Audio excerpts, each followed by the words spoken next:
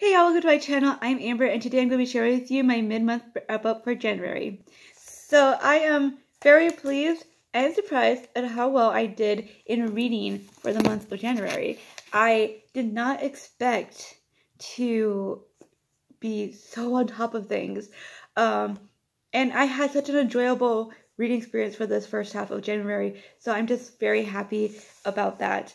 But anyways, as I mentioned in my TBR video, I am doing a deck of cards TBR challenge, and for this month, I have to read 9 books, and I have so far read 5 of those books. So I am right on schedule. If I continue on at the pace that I am right now, I will be able to have read these full 9 books in this month. I already did my TBR for the next month, like not choosing the book specifically, but like seeing like what the prompts are and the number of books and stuff.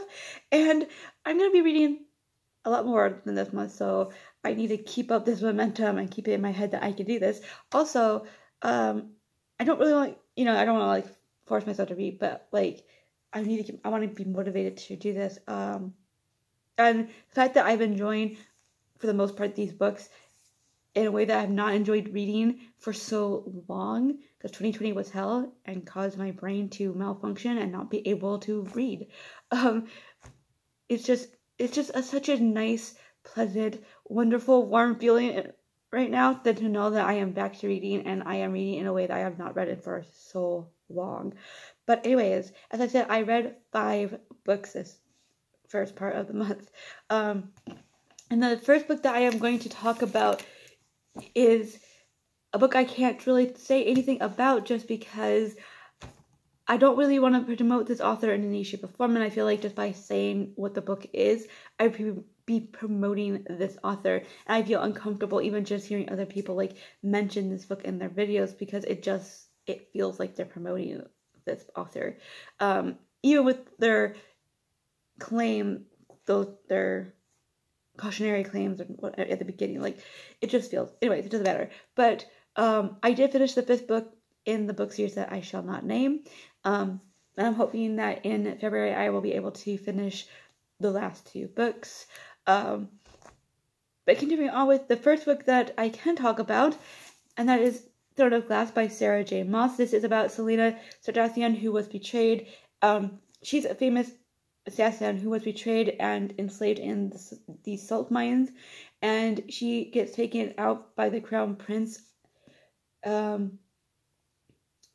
in order to compete in this competition that would end up with her being the king's champion if she survives, and with the hope of freedom at the end of the length of time that she would be this king's champion. This book is like cotton candy in the sense, like, you know how when you eat cotton candy, it feels like you're not eating anything, and then at the end, you either just feel like you didn't just eat something, or it leaves you with a bad taste in your mouth, more like you're left with a bad taste in your mouth. This is what this book is like. I enjoyed it in the moment. I enjoyed reading it. It was fast, entertaining for the most part, and just really easy to read, which is something I was really appreciative of for the first book that I was reading for that month. That was not that other book. That was a first time read. But at the end of it, there is a lot of issues with this book overall. So I read this for my wild card draw, and it's part of my book challenge that I have for this year, which is to read 5 YA and 5 adult fantasy series that are popular, and this is the first one that I've chosen to read for the YA one, and I am going to continue on with this book series. I've already started reading the 2nd book, but I did not, like, at the end I realized that if it hadn't been such an easy, fast-paced read, I would not have enjoyed it as much as I was enjoying it in the moment, I think. It is definitely predictable YA in the sense that there's predictable YA romance, love triangle, overly simplistic writing. I do feel like what I'm talking about is that I feel like YA authors feel the need to simplify their writing structure with a lack of complexity in a lot of ways. And I find that really annoying because YA readers can handle a complex writing sentence. They do not need to be treated like they're dumb or something. Like, it just feels like they're dumbing down their writing for these readers. I thought the whole point of YA was that to keep certain things that maybe younger readers should not be reading about at this moment, which is, you know, a little like telling them not to do something and then they're going to go off and do it. Because I mean, I don't think we had much of a YA selection when I was a teenager, but I definitely remember YA, but like not in the way that we think of YA now today. And then I just remember always going to the adult section, you know, because I didn't like the YA books even then as much. But anyways, there is definitely a love triangle buddy in here, and I just felt like it didn't make sense to have a romance of any sort in this book, especially because the Crown Prince is like the enemy. So is Joel, because he's serving the enemy. And it's just like Dorian and Joel, they're not her friends at the beginning of the book. There is no reason for her to even trust them at the beginning of the book. And I found it ridiculous how, like, even at the very moment that she meets them and sees them, she's like, oh my gosh, they're so handsome and I'm so dirty. I can't believe that I'm in front of the Crown Prince and Joel, and you know, and I'm just like, seriously, you thought you were going to be led to your execution and you somehow care? No. It's illogical that she would even care, especially when it comes to the fact that the Crown Prince is the enemy in her mind. And I just like, no, that doesn't make any sense. No logic. And this book should have been more about like her like realizing that she could actually trust Dorian and Cole and Archol. I don't know how to pronounce that name. And it's just like, instead it's like she way too easily trusts them. Even though there's questions, it still feels like trust to me. And the whole love triangle thing I find annoying, and I know that the love triangle is going to be even worse as the books go on, but I just find it really frustrating. Even in this first book, where it should have been more centered on her learning to trust both of them over them fighting over her already. Like, there's not really a moment over them they're like literally ready to like fight each other for her yet, but you know it's going to happen. You just know it. And because she was so focused on this romance, a lot of the other aspects of this book was put on the back burner. The political intrigue, the mystery that was happening in the castle, and the competition. I really found it frustrating, especially with the competition, that half the time we weren't even seeing her do the competition. Like, they would bring it up that they were going to it and then cut to black, straight to the next scene. And I'm just like, what is the point of this book if you're not going to actually show us? I don't mind romance, but if the romance is overtaking the main plot of this book, which the main plot is supposed to be about her in this competition, and we're not even getting half of it, it just feels like it's pointless at the point. So I'm continuing on with this book series, mainly because they're just easy, light, you know, whatever. It's fast paced. I gave this book 3 stars, which is kind of surprising but I think at the moment that I was giving this rating, I was rating it based off of the fact that that it was fast paced, it was enjoyable, and it was easy to read, and I wasn't focused too much at that time on the issues that I actually had with this book. So I might have given it a much lower rating. But I don't know if I can lower it because I know I did enjoy it. But the issues of the book, where is it? The plot was lacking. The focus of this book was focused on something that should not have been the focus, I feel like, for this, especially for the first book. It's like you have 6 books in the series. You clearly were planning to go on and on with this book, the story. So it's like you have plenty of time to make this romance actually work in a more realistic and in-depth, with deeper meaning than it feels like there is with this book. And if Dorian is the end game, I am done. Like, I cannot read this book if Dorian is the end game. I do not like him. I think that he's just a playboy douchebag, and he was just playing with her life throughout the whole book, acting like it's cool to like go after her, even though she is trying to fight for her survival and her freedom eventually, and you clearly don't even seem to care about that. You only seem to care about what you want, and that is selfish, and it's disgusting. So I like Cole better, and I definitely feel like he should be the end game at this moment. If I remember correctly from what people have talked about, I know that there's like changed things going on here, and I don't even know if this is the book series I'm thinking about with that. I could be very wrong. I get these books kind of like mixed up with the other series that's by a different author, even with just the thoughts that people have with it. But yeah, I am continuing on with the other books I mentioned, but Cotton Candy, left with a bad taste at the beginning, at the end. Lionel Fluffy through it all. The next book that I read was Felix Ever After by Kay Sandy Callender, and I absolutely loved this book. I was completely taken by surprise at how much I loved this book. I was expecting it for it to be a predictable YA, but with a little bit more depth than a typical YA usually has, just because I don't really expect a lot from YA anymore, which is, I know a lot of people would be offended by this because I have no issue with YA. Like, you read YA, I'm not going to judge or care.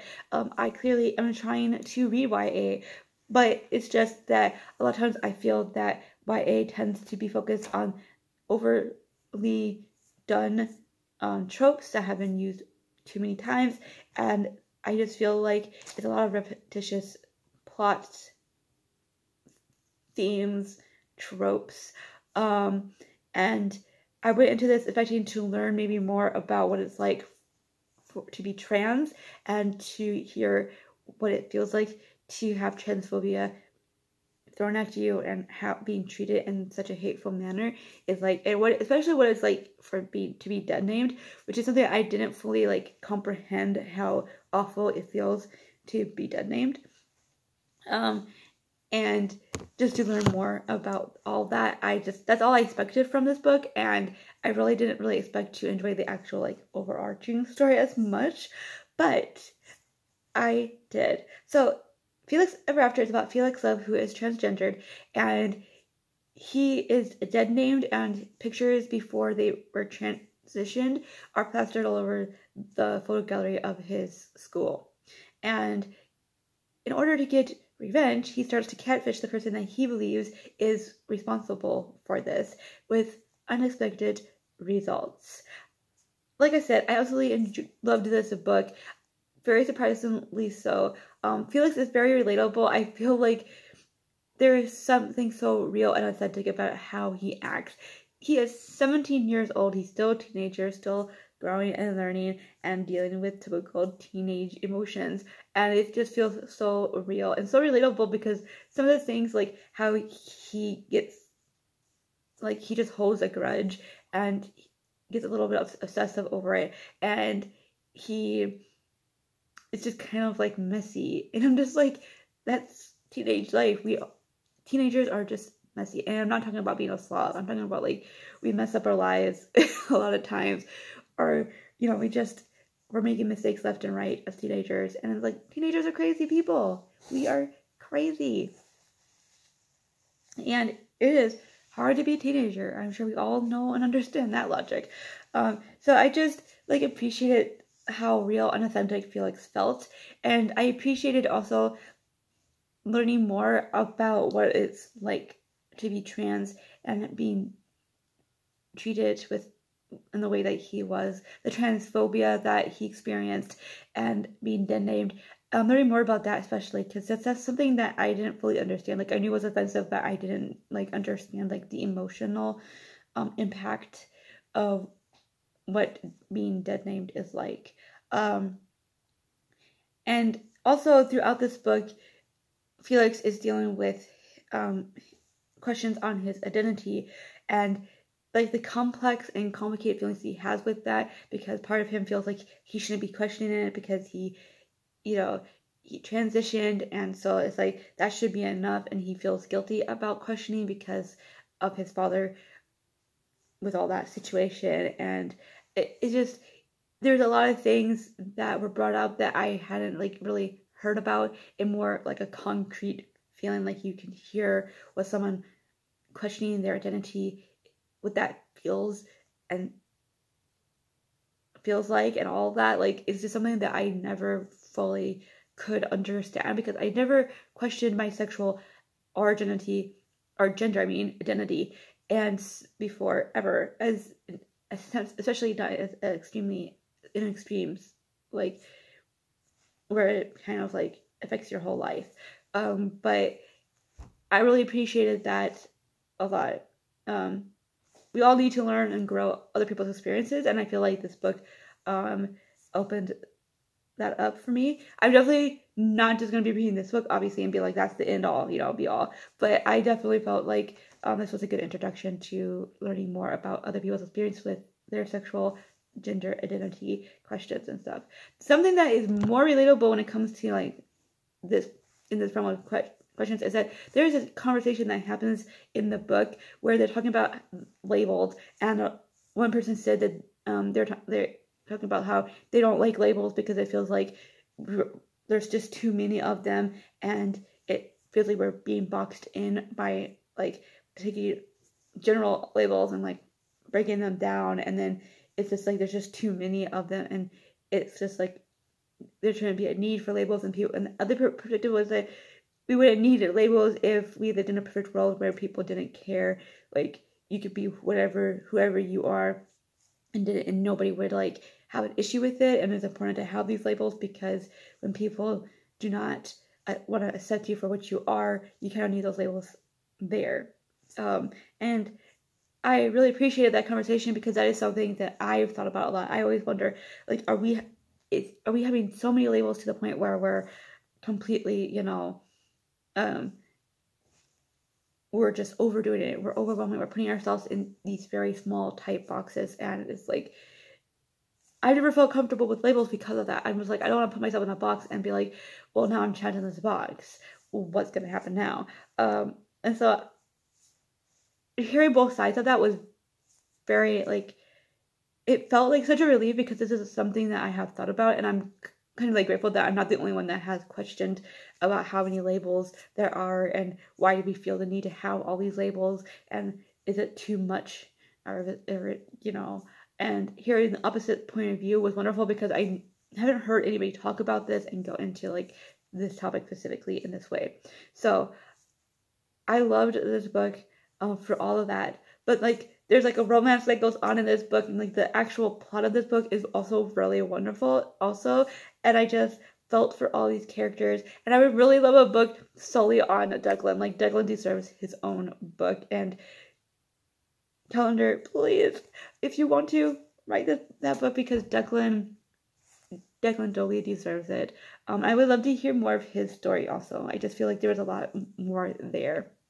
But anyways, obviously I gave this book 5 stars, and I highly, highly recommend it. The third book that I read was The Guest List by Laura Foley. Not Laura. What's her actual name? I think it's something else. Hold on. But this is about this wedding. It's a closed, I don't know how you describe that. Lucy Foley. So this is The Guest List by Lucy Foley, and I don't know how you closed setting, maybe. So it's set in an isolated, secluded island off of Ireland, I believe. And there's a wedding that's happening, and obviously a murder happens, and we're seeing the perspectives of several of the guests that are at this wedding. And what I enjoyed a lot about this book is that you're seeing like the day of the murder, and then you go back to when people are just starting to arrive on the island, and seeing their perspectives, and seeing like where things start to unravel, and you're starting to piece together. And I like the fact that you weren't just guessing who was murdered, who did the murder, but you were guessing who was murdered. And I enjoyed like the aspect of like all that. I just enjoying it in the moment, not like thinking too hard about it, just enjoying the reading experience.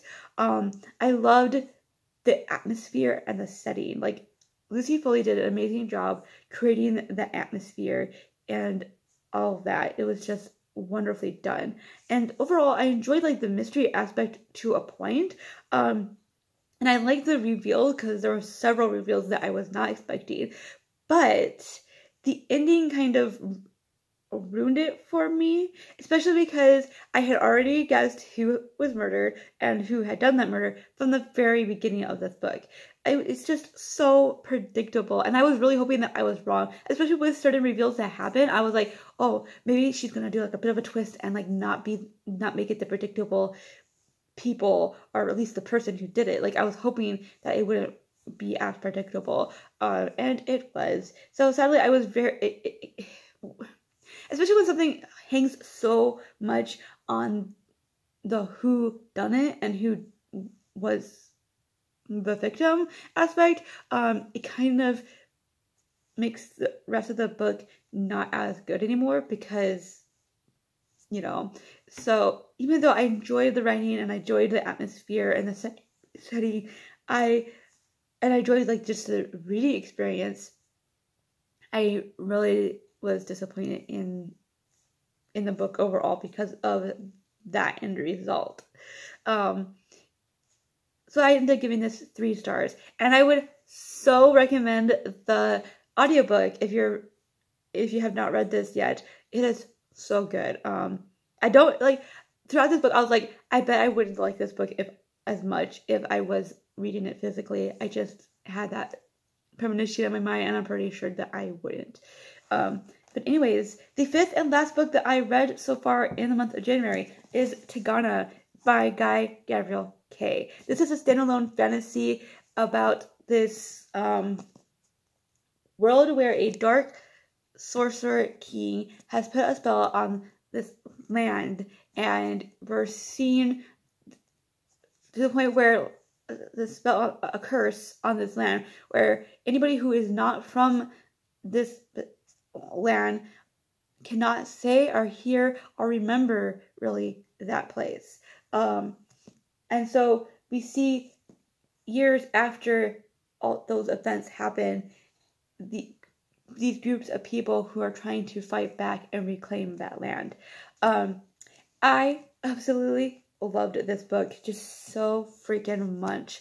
The writing was just so beautiful, but yet at the same time, it wasn't like overwrought, and the story itself was just so engrossing. I was so invested in these characters and the plans that they had, and just so invested in it working, and I was so scared and worried for several of these characters and several times, and there was a reveal at the end of this book that I was just not expecting, and when you look back at it, you're kind of like, you can see where the author had put a clue to it, but then you just don't think too much about it because it just didn't, it didn't seem important at all, other than for those moment events. It was just like, you did not see it coming, and I was like, what?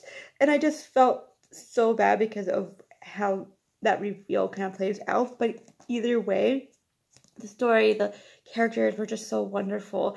I just loved reading this book so much. The only thing that is kind of a negative for this is the fact that we didn't get Elisabeth's perspective, and I wish we had. There's several reasons for that, because there is like a romance that happens in this book that I feel like if we had gotten his perspective, it would have made more sense for that romance to be there.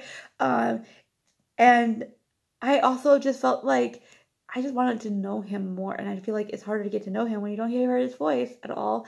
But the romance is like, this author definitely did not want to focus on the romance. There was romance in it, but it was not like prominent. And especially for those 2 characters, I just felt like it happened out of the blue. But at the same time, I bet if I reread this book, I would see it a little bit more, because I just wasn't focused on that aspect of it anyways. Like, my focus wasn't on romance. It was focused on what in the world was going to happen to these characters. And there was like a sex scene in this book that I kind of felt was a little bit, I don't know if gratuitous is the word for it, but I just wondered like, what was the point of having that in there in the first place? It just didn't make a lot of sense for it to be there.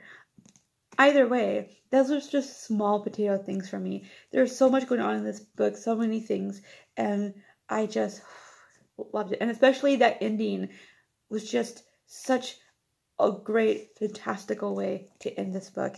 And I loved it. And I love the fact that this was standalone, and which is just such a rare thing for fantasy to have. So I love that it was standalone, and I love that it actually worked as a standalone. So yes, loved, loved, loved. I give it 5 stars. It's also, you could definitely tell that this author was inspired by Italy, with words, names, even I think some of the cities that he describes. It felt very, like throughout the book I was thinking, this feels a lot like Italy. It just, so I loved it. And for some reason it gave off Lord of the Rings vibes for me, and I don't even know why, because there's nothing about this book that's similar to Lord of the Rings. Like the story and everything is completely different from one another.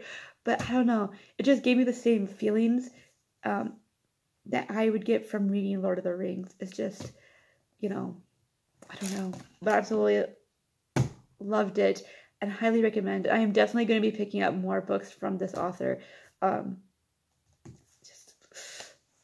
I am excited for what the rest of my month is going to look like for reading, because if it's as good as this half of it, I'm going to be having like probably the best start of the year that I've had in a long time when it comes to reading. So anyways, that is everything that I have read so far in the month of January. I would love to hear what you've read so far. Have you read any of these books? What did you think of them? I'd love to chat with you all down below. And again, thank you all so much for watching.